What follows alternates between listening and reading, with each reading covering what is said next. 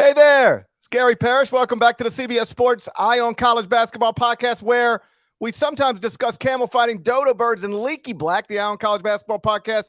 It is presented by Jersey Mike's. Jersey Mike's, a sub above. Kyle Boone is here with me. He's at home in Oklahoma. I'm in a hotel room in New York City, fresh out of the studio for CBS Sports Network. Don't get used to these suits and stuff on the podcast, because the next episode, I'll be in a T-shirt or a hoodie. I'll look more like myself, at least my podcast self.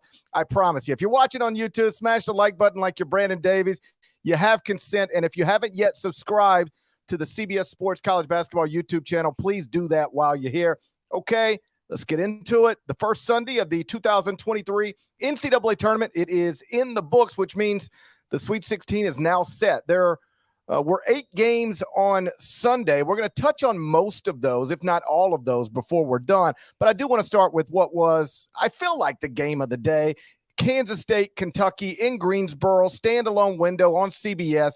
It's America's most watched network. It's a network of stars. Final score, KSU Wildcats 75, UK Wildcats 69. Marquise Noel, he had 27 points, 9 assists, 3 steals, just made one big shot after another in the second half. So now, after being picked last in the preseason Big 12 poll, Jerome Tang is in the Sweet 16 of the NCAA tournament in his first season as a Division I head coach. It's incredible stuff.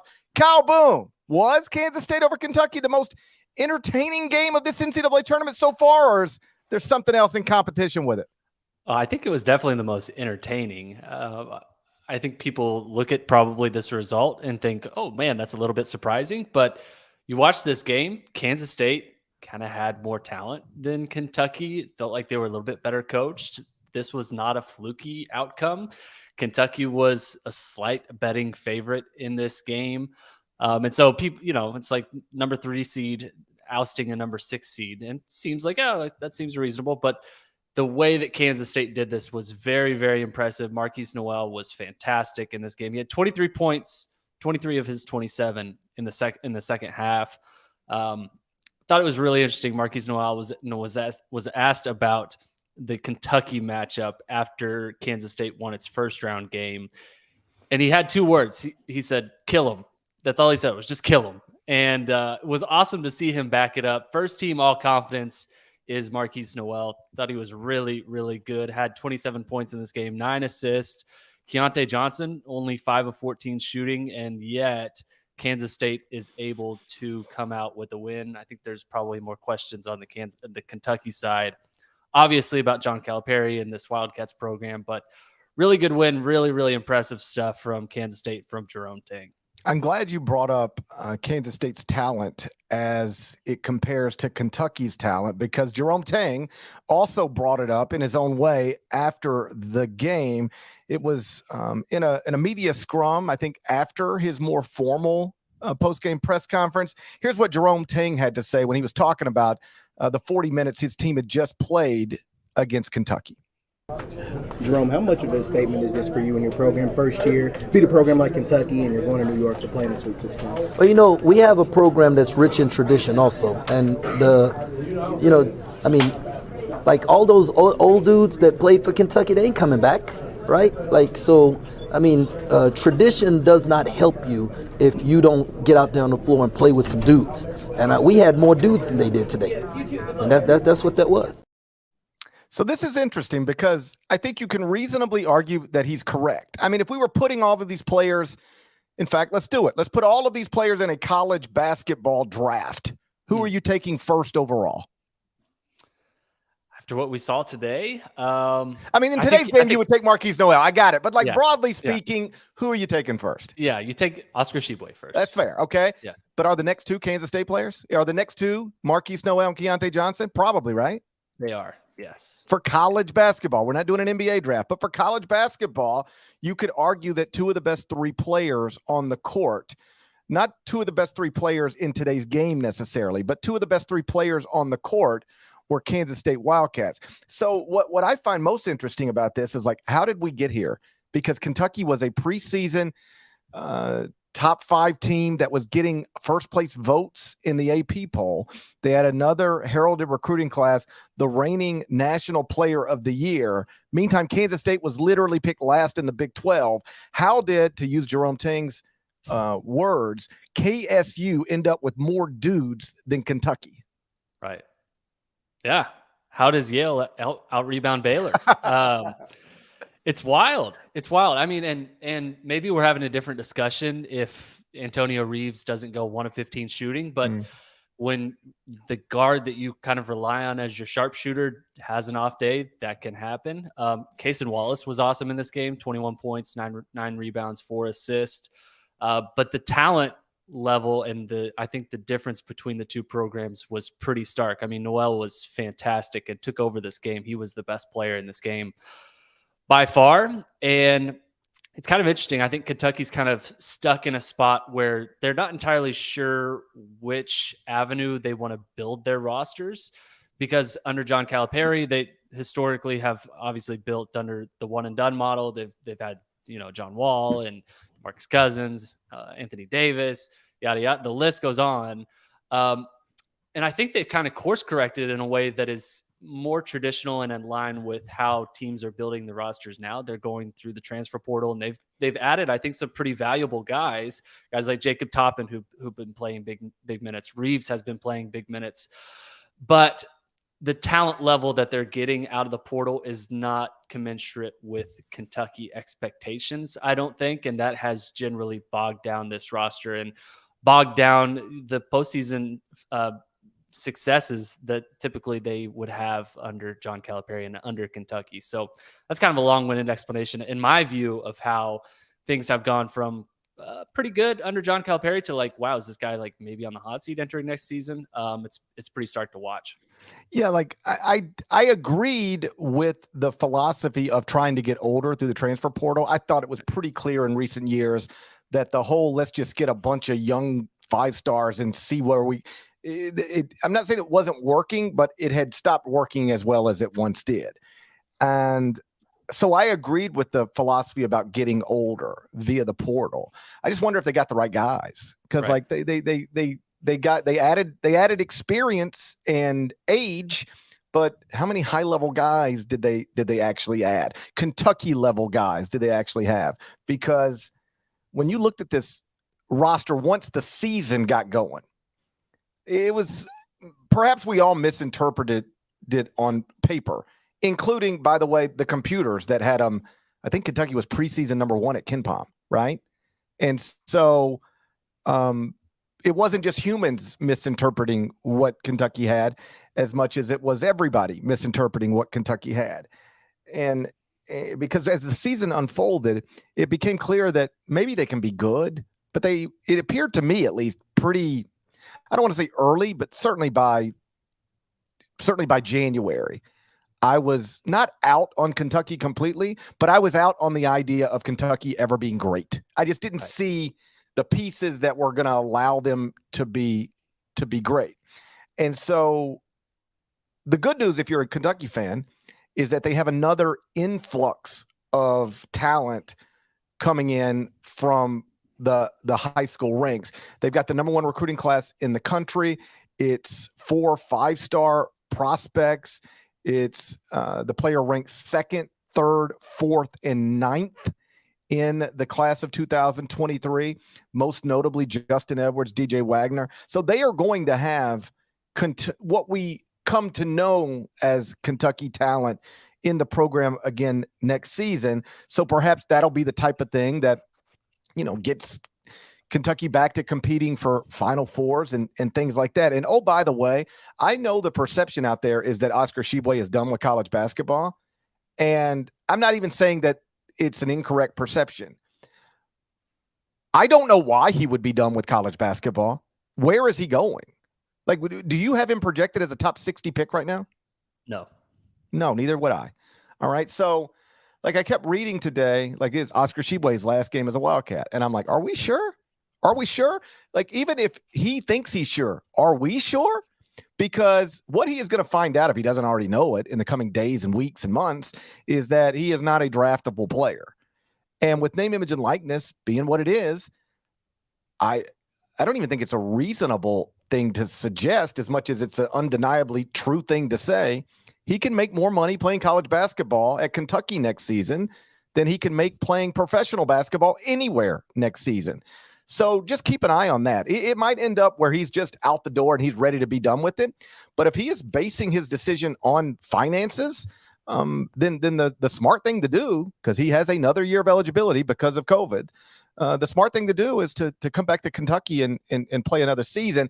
And if you can put that guy with all these young guys, then maybe Kentucky gets back to looking like a team that can compete for Final Fours and national championships, because Kentucky, regardless of the preseason rankings, both in the human polls and the computers, they never really looked like that team this season. And then, I guess it might sound like we're putting this all on the roster and the play. Like maybe there's some coaching adjustments that need to be made as well, because I was in studio tonight, CBS Sports Network, with Roy Hibbert and Shelvin Mack, two former NBA players, and they both noted how when Kentucky's first action doesn't get them where they want to be, that it just really looks messy after that. They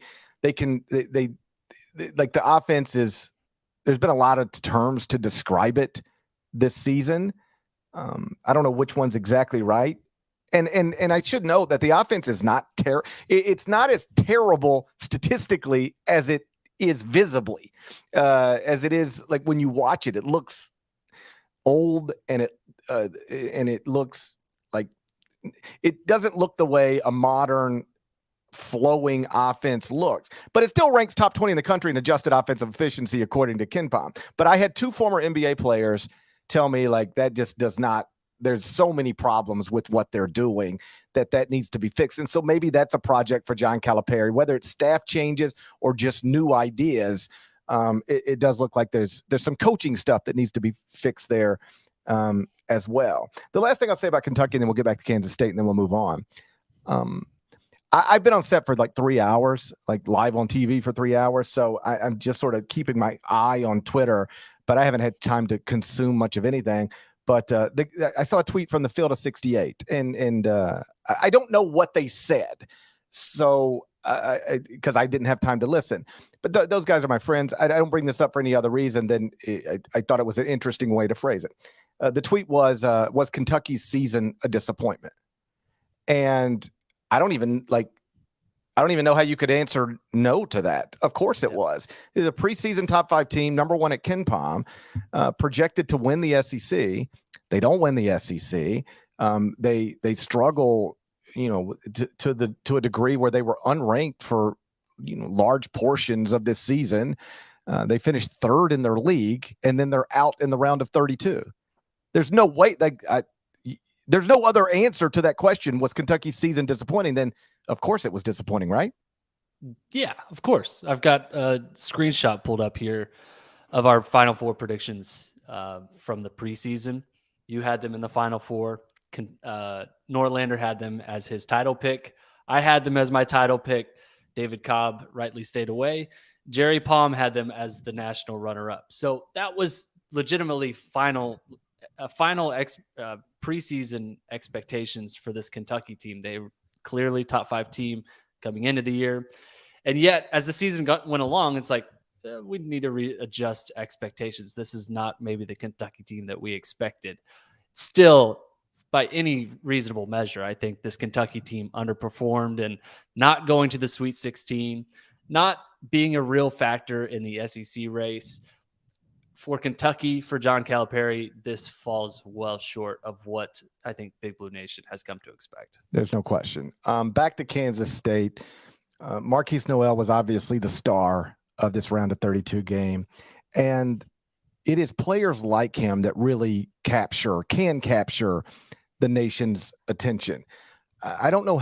I wonder how many people tonight just know the name Marquise Noel who didn't know that name yesterday, because he was on a standalone window on CBS and just bombing from all over the court. And like, he might be taller than me, but not by much. Like not much. Like I feel like I could post up Marquise Noel. Like I'd back him down and I'd ask for the ball, and I feel like I could maybe score. He's a little guy, but boy, he's an awesome college basketball player. Just a treat, fun to watch. And in this NCAA tournament, he's now averaging 22 points and 11.5 assists through these 2 games. And according to Jared Burson, who is the father of ESPN Stats and Info, that's right. Noel is the first player to average at least 20 points and 10 assists in 2 games en route to the Sweet 16 since 1989. Shouts to Taylor Swift. It's a long time since anybody's done anything like what he's doing so far. And I know that I tweeted that after the regular season, I would have voted Bill Self as my National Coach of the Year. But like we explained when we were talking about National Player of the Year, we do not actually at CBS Sports vote on that until after the Elite Eight. And with Kansas eliminated in the round of 32, with Marquette and Shaka Smart eliminated in the round of 32, I think it's very possible that I don't want to speak for anybody else, that I will get to a point where by the time it's time to cast a ballot at CBS Sports, I can see myself casting it for Jerome Tang at Kansas State. First time Division I head coach, inherits a program that lost a lot last season, remakes the roster through the transfer portal, picked last in the Big 12 preseason poll, and then gets a top 3 seed in the NCAA tournament and takes it to at the very least, the Sweet 16. Like, that's National Coach of the Year stuff. And when we vote, he might be number 1 on my ballot. Yeah. I think I would agree with that. We'll see what Houston does with Kelvin Sampson. Yes, I think he will be in the mix. Nate Oates. That's the thing. I don't know if people are going to be able to. I was about to say pull the trigger on but that's not the right thing to say. I don't know if people are going to. I wonder if all of the stuff around the Alabama basketball program will prevent some people from voting for Nate Oates, because like Nate Oates should have been the SEC Coach of the Year. He just should have. Yes. Like, Alabama was picked 5th in the SEC, and they were the number 1 overall seed in the NCAA tournament. Like, Nate Oates should have been the SEC Coach of the Year, but he wasn't. It was Buzz Williams and Jerry Stackhouse. So clearly there, at least SEC media had an issue voting for Nate Oates. But if you don't have an issue, if you just want to say, hey, man, I'm not worried about anything other than basketball stuff, I don't care about nothing else, then Nate Oates is totally reasonable. You could vote for him for National Coach of the Year. So we'll continue that conversation down the road. Again, we won't vote on that until after the Elite Eight. Let's move on. Tom Izzo is back in the Sweet 16. Surprise, surprise. We'll get into that next. First, word from our partners. Hey, Calvin, you play golf. You think you can win one of those green jackets at the Masters? Well, if it's for being the most loving neighbor of the year, yes. It's a tradition unlike any other. The Masters on CBS. So Tom Izzo is back in the Sweet 16 as Michigan State Spartans beat the Big East champion Marquette Golden Eagles on Sunday. The final score was Michigan State 69, Marquette 60. So Izzo's going to be coaching in his 15th Sweet 16, which ranks tied for 6th all time. Have you seen the list, Kyle Boone? Be honest. I've not seen the list. Then it's trivia time. Oh, gosh. It's trivia time. There are 5 coaches in the history of Division I basketball with more Sweet 16 appearances than Tom Izzo. Can you name them? Mick Cronin. He not there. You give it time. You got to give it time. Who's that other UCLA coach? He was really good back in the day. What was that guy's name? What was it? Coach K. Let's see. Has he got to be up there, right? Coach K has 26. That's the most all time. By the way, John Wooden, second best coach in UCLA history. Of course. He has 15, same as Tom Izzo. By the way, other coaches with 15, John Calipari, Bob Knight, Adolph Rupp. Wow. Okay. Yeah. John Wooden was going to be my next guest. I'll let you fill in the blanks. Mike Krzyzewski, number 1, 26 Sweet 16 appearances, which is outrageous. Dean Smith, second on the list, 21. Jim Boeheim, third on the list, 20.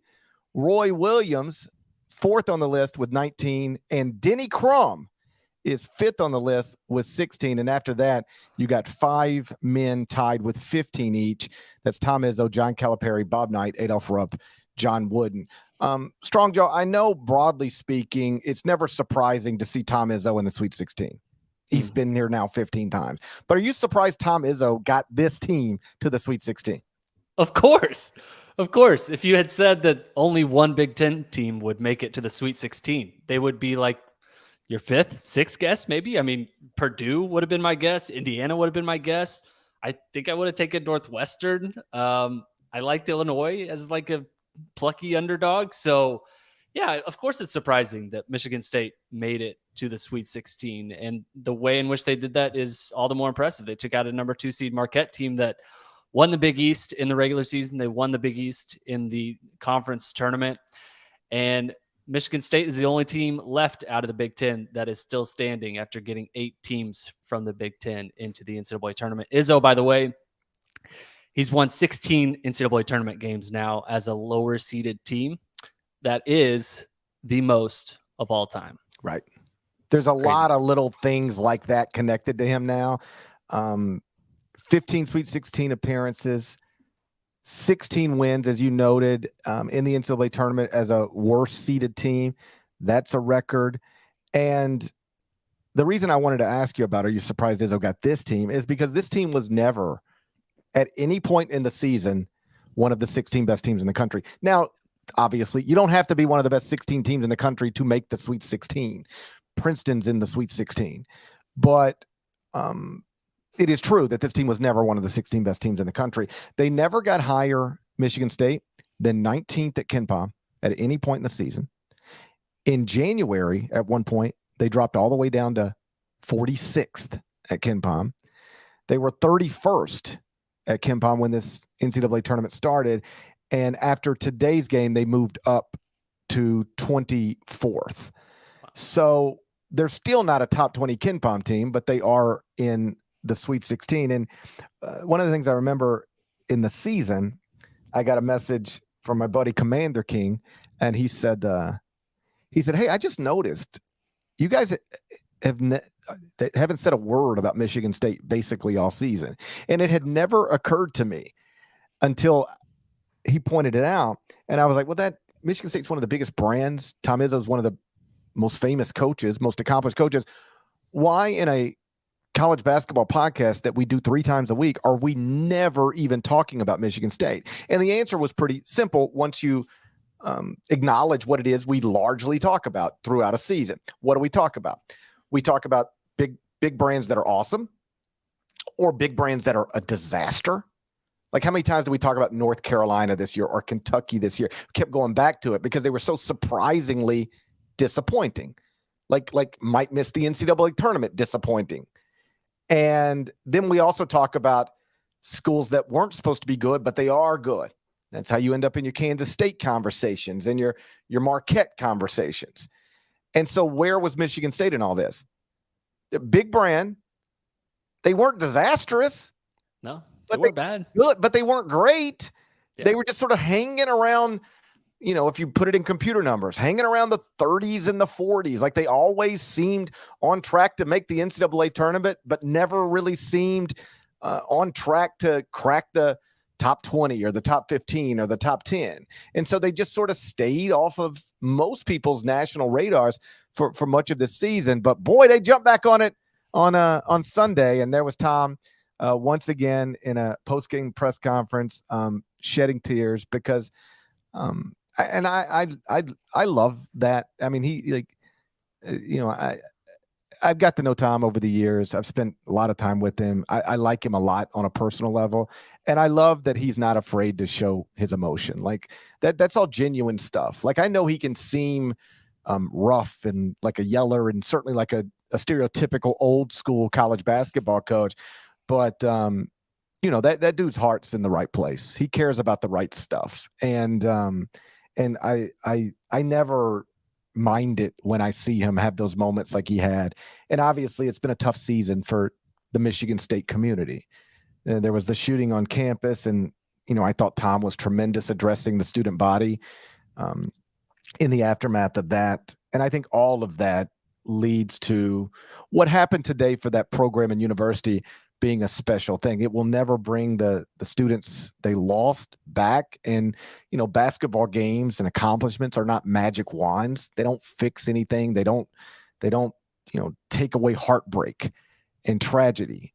But it can help in whatever way it can help. And I think Tom showing that emotion and that university being able to celebrate yet another accomplishment, it was all good stuff. I'm not necessarily happy to see Michigan State win and happy to see Marquette lose. Like if Marquette would have won, I'd have told you how awesome it is to see Shaka Smart back in this position. But after the game was over, determined to see Tom share that emotion and have him back, not just in the Sweet 16, but in the Sweet 16 in New York City, in Madison Square Garden. Like, yeah, that's going to be fun. It's pretty great. I mean, I'm not a Michigan State fan either. I'm a huge fan of Tom Izzo, obviously.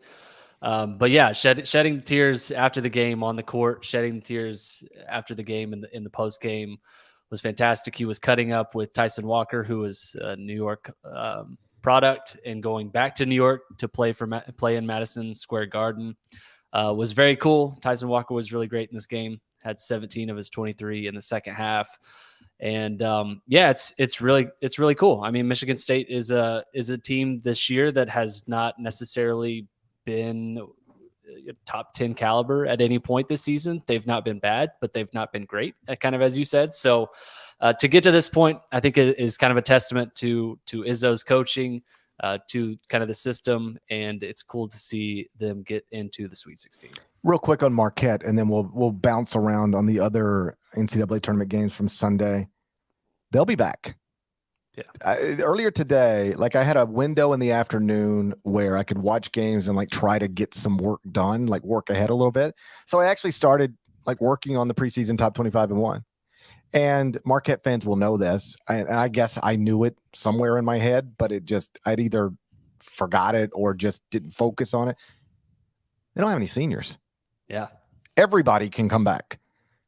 Everybody from a team that won the Big East regular season title outright and won the Big East tournament is eligible to come back. And they're also adding a 5-star freshman as well. So after going through it, I don't know who I'm going to have number one. Some of it's going to come down to, does Jalen Wilson come back to Kansas? Does Zach Edey come back to Purdue? Because Purdue is another one. Yeah. I mean, I know that the way it ended is rough, but Purdue can bring back everybody except David Jenkins from a team that was a Big Ten outright champ, Big Ten tournament champ, and a number one seed in the NCAA tournament. So it's going to come down to some of these decisions. Again, does Jalen Wilson come back? Does Zach Edey come back? Does Oscar Tshiebwe come back to Kentucky? Arizona could bring back everybody except Courtney Ramey. There's other candidates for preseason number one, but Marquette, after looking at it today, looks like if Shaka is able to bring back all of those important pieces and then add at least one really heralded recruit, there's a case to be made from. And I know this is a disappointing day for Marquette fans, but you could look up in 2 weeks and, people like me are ranking your team number one in the preseason. Yeah. This is a Marquette team, by the way, that was picked to finish 9th in the preseason in the Big East. So it's disappointing you don't make it to the Sweet 16. Heck of a season. You get the regular season title, you get the Big East tournament title, and Big East Player of the Year, Tyler Kolek. It's a really cool success story. Shaka Smart going from, kind of ran off at Texas to really rebuilding this program at Marquette. This is a very proud, historic program for basketball purposes. And I think it stinks. You're going home, but I think the momentum moving forward, this is going to be a power in the Big East for the foreseeable future. So we've touched on 2 of the NCAA tournament games from Sunday. It's Kansas State, Kentucky, Michigan State, Marquette. That means there's 6 more to get to. So let me bounce you through them real quick, and then you just take it wherever you want to take it. Xavier 84, Pitt 73. in that game. 6 Musketeers scored in double figures, among them Jack Nungy, who was 8 of 12 from the field, had a team high 18 points. Sean Miller is in the Sweet 16 for the 8th time as a head coach. Xavier's going to play Texas in the Sweet 16 of the Midwest Regional on Friday in Kansas City. UConn, 70. St. Mary's, 55. Huskies shot 45.5% from 3 in the game. Adama Sanogo, 24 points, 8 rebounds. I'm not going to make any computer trick or jokes. Like, St. Mary's played one of the best teams in the country and they lost. But this is a team, if you listen to the podcast, I never really thought I knew the resume never matched the computer numbers. That was undeniable. I never really thought, watching them, like, it's a good team, but are they really like top 15? And is it really a top 10 team? Because the computer numbers were super duper strong. I'm not going to sit here and say, see, I told you so, because again, I think UConn is capable of beating literally anybody in the country by 15 points when they shoot 45.5% from 3. But it is true, St. Mary's, after being in the top 15 of most of the predictive metrics this season, for much of the season, they're out in the round of 32. Creighton 85, Baylor 76. Ryan Nimhart got 30, 10 of 10 from the free throw line. Creighton's going to play Princeton in the Sweet 16 of the South Regional on Friday in Louisville. I should point out UConn's going to play Arkansas in the Sweet 16 of the West Regional on Thursday in Las Vegas. Florida Atlantic 78, Fairleigh Dickinson 70. Janelle Davis, great performance, 29 points, 12 rebounds, 5 assists, 5 steals. FAU is going to play Tennessee in the Sweet 16 of the East Regional. That's Friday in New York City. Gonzaga 84, TCU 81. Drew Timme got 28 and 8 and then just started cussing all over television. The Zags are in the Sweet 16 for the 8th straight season. That's the longest active streak in the country. They're going to play UCLA in the Sweet 16 of the West Regional Thursday in Las Vegas. Miami 85, Indiana 69. Isaiah Wong got 27 points. Internet must be out in Indiana. I ain't got one tweet from an Indiana fan. Boy, they were tweeting me nonstop when I just the other day was explaining on Twitter how, considering we don't vote for National Player of the Year until after the Elite Eight, that I could actually envision myself voting for somebody else other than Zach Edey for National Player of the Year by then. If I believe I put like Drew Timme or Jaime Jaquez or I forget who, Brandon Miller goes on some crazy statistical run and gets their teams to the Final Four, then maybe there's a case to be made for somebody other than Zach Edey to be National Player of the Year. And in that tweet, I did not put Trace Jackson Davis. And boy, Indiana fans took great offense to this.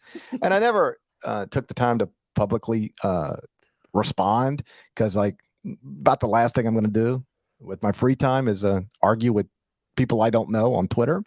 But it's funny how people think you have all of these agendas that they just don't even exist. Like, it's all of these. There's a million reasons floating around about why I left Trace Jackson Davis off of that list. Do you want to know the actual reason? Hand to heart on my children's lives. Here's the actual reason. All I did was go in and pick out all Americans who were on teams that I could envision maybe going to the Final Four. And then I ran out of characters. You got a character limit, or at least you used to. I still hold myself to a character limit on Twitter. So I put Jaime Jaquez because he's on a 2 seed. And I put Drew Timme because he's on a 3 seed.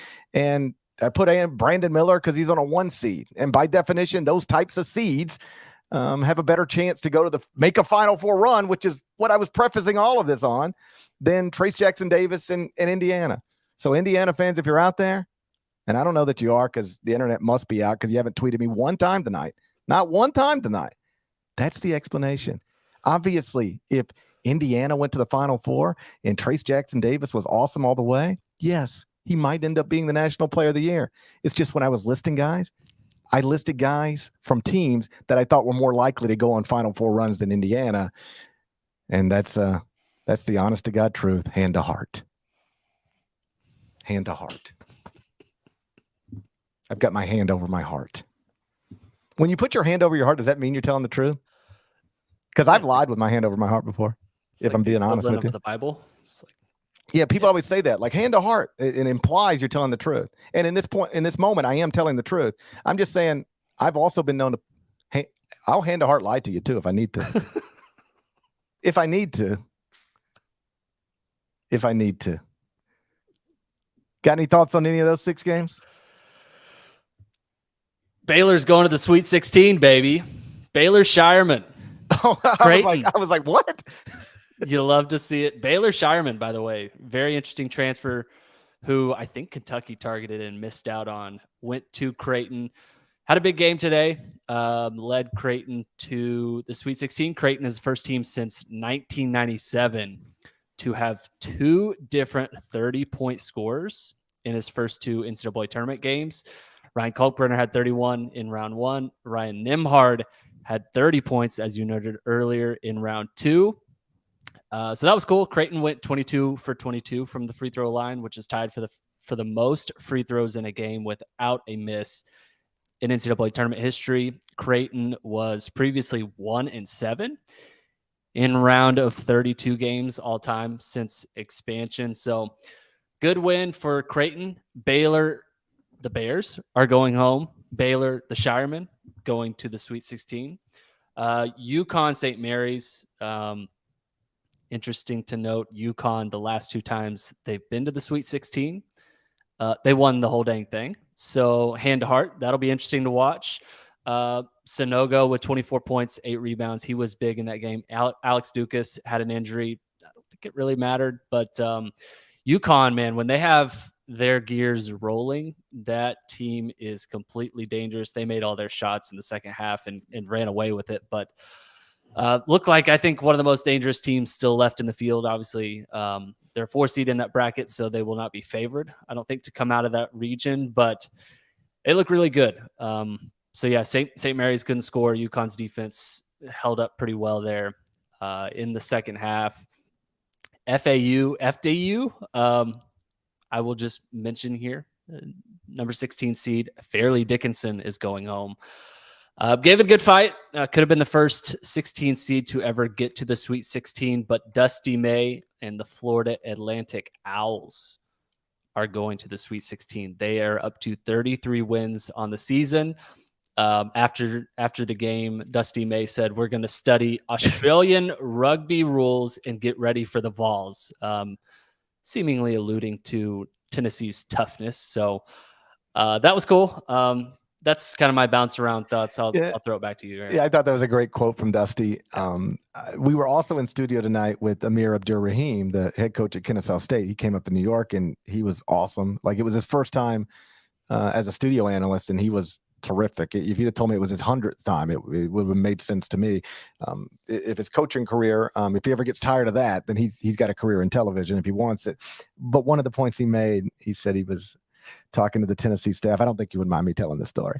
And at the Kennesaw State level, you're looking for buy games. Hey, is somebody going to give me $100,000 to come play them? Like, when you take money from high majors, and that is in part how you fund your program. And so they were at least like there was a possibility of maybe playing Tennessee. And Amir said that he told somebody on the Tennessee staff, "I need 100,000 and plus $50. I need 100,000 to play the game, and then $50 to cover my copays for my players that are going to have to go to the hospital afterwards." Because Tennessee, man, it's a physical basketball team, and I want to give them credit.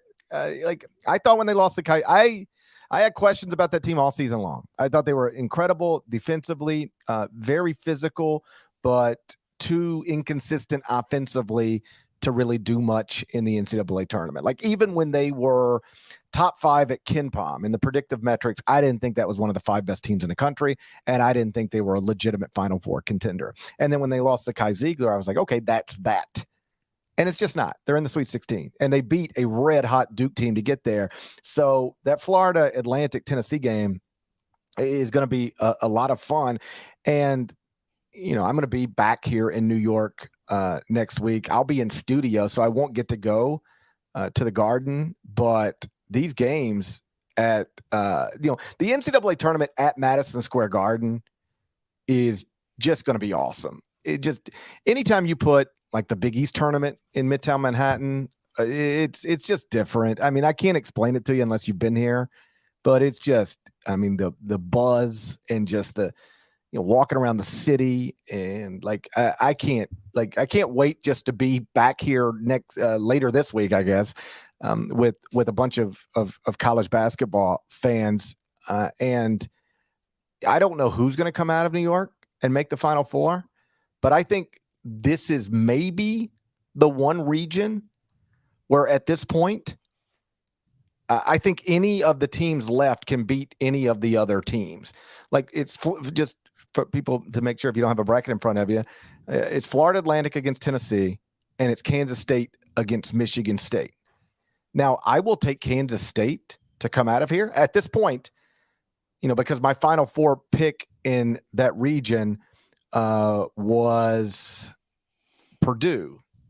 And so they're eliminated. And so if I had to take a new Final Four pick out of the East, I would take Kansas State, which would, I think, then lock up Jerome Tang, CBS Sports National Coach of the Year. It would be an incredible story. But if you told me right now, oh no, it's going to be Tom Izzo, because it's going to be Tom Izzo, that's not crazy to me. Oh no, it's going to be Tennessee because they've got better computer numbers than anybody else. I guess Tennessee, according to the predictive metrics, would be the favorite to come out of this right now. But if you told me it was going to be Florida Atlantic, I would also say I can see that. That Florida Atlantic team, I guess, is a Cinderella because they're a 9 seed and they're from Conference USA. But like you noted, they've won 33 games. Princeton getting here is fluky. Florida Atlantic getting here, I didn't expect it, but it's not that surprising. That's been a good team all season long. And if you go back and listen to our Selection Sunday podcast, that is the team I identified as the most underseeded team in this bracket. And now here they are, 2 wins away from the Final Four. Yeah, I had Florida Atlantic beating Purdue in the second round. So I was right, but I was wrong. Yeah, I mean, like Dusty May after the game, said basically like we don't view ourselves as a Cinderella. Like, we faced the number 16 seed, so we were obviously the favorite in this game. But even going forward, they're obviously the worst seeded team still standing in that region. They don't see themselves as a Cinderella. They look at themselves as they are a force to be reckoned with. They're a really tough team. They're won 33 games already. And so, yeah, this FAU team could legitimately make it to the Final Four. Would not surprise me in the least. I think I would be picking. I think you'd have to pick Tennessee, just based off the fact that Tennessee is probably going to be favored by more over FAU than Kansas State will be over Michigan State. But it's tough. Yeah, that is a totally wide open region where Kansas State, Michigan State, FAU, Tennessee, like, who knows who's going to make it out of that region. Well, the numbers have posted on this, and it's interesting because Michigan State as a 7 seed and as a team that's lower than Kansas State in the predictive metrics, which is typically like, that's where if somebody is higher in KenPom than another team, unless injuries or something, home court advantage, obviously, the team that's higher in KenPom on a neutral court is going to be favored over the team that's lower. That's just the way it works. Michigan State is a 7 seed. Kansas State's a 3. Michigan State at KenPom is 25th at this moment, and Kansas State is 21st. So KSU higher, and yet Michigan State opened as a 1-point favorite over Kansas State. And to your point, Tennessee 5.5-point favorite over Florida Atlantic. So if I went and looked at Caesars and who's the favorite to come out of the East region, it appears that it is now Tennessee. Which is interesting. Feels a little bit like Tennessee might be the true computer trickers of the NCAA tournament, not St. Mary's, but we'll see. We'll see if they have the horses on offense to make it out. I think the defense has obviously been fantastic for Tennessee. That has been kind of what they've hung their hat on all season. Number 1 right now in adjusted efficiency ratings at KenPom right now.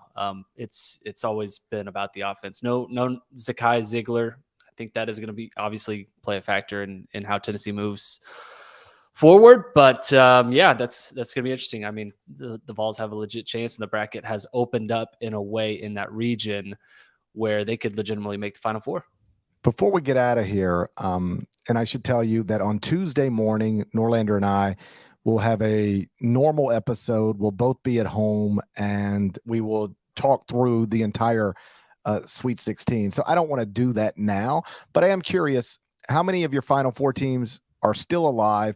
And if you lost any, who would you replace them with now? So the Final Four teams that I picked that are still standing is Alabama and Houston. I had Duke going to the Final Four, and I had Kansas going to the Final Four. I would replace Duke probably with Tennessee. I think Tennessee is probably the favorite to come out of the East region. And then in the West region, I think I would pick UConn to make it out. I know UCLA is there. Gonzaga is still alive, but one of those teams is going to obviously cannibalize itself.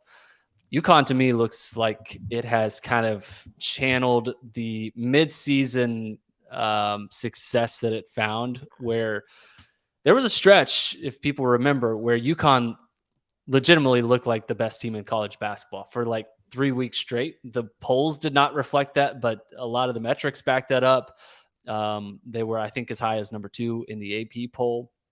They're starting to hit their groove in a way that I think we saw during the season. So yeah, I would my new Final Four picks, I think I would go Alabama, Houston, Tennessee, and UConn. Would you change any of your picks? Well, I have to change one because I lost Purdue. I had Purdue in the Final Four, but my other 3 are still alive. So I told you in the East, I lost Purdue, but I would replace Purdue with Kansas State.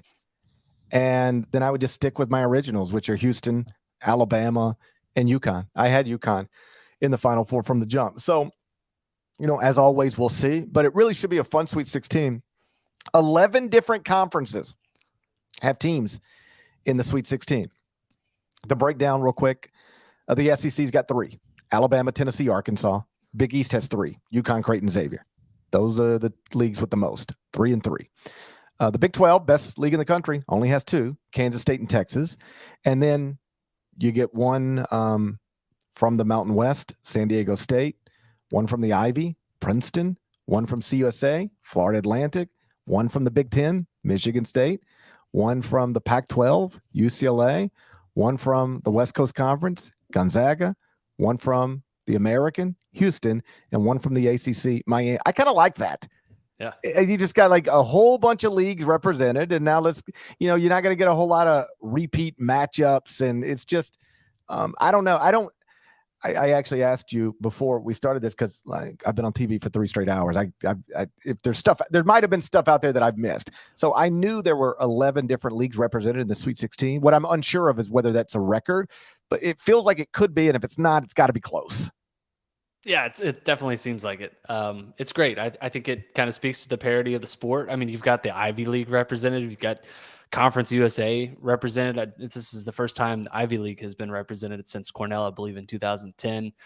Conference USA has been a long time. I think it was Memphis the last time Conference USA was represented. So obviously Memphis is not in Conference USA anymore. So it's fantastic. I think like the parity gets increasingly more as the years go by in the NCAA tournament. I mean, we've had 2 number one seeds lose in the first round to a 16th seed here in the last few years, and that seems like it's not going to be a trend, but it seems more likely to happen than ever before. And so it's great. This is what makes college basketball so awesome.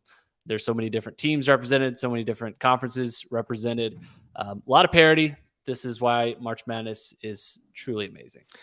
It's now 2:21 a.m. on the East Coast, which seems like a reasonable place to stop for now. So shouts to Devin Downey, shouts to Chester, South Carolina, shouts to Huck, shouts to Larnell, and thank you guys literally from all over the world for listening to the Eye on College Basketball Podcast. If you're not subscribed, please go subscribe anywhere you subscribe to podcasts, including Apple Podcasts and Spotify.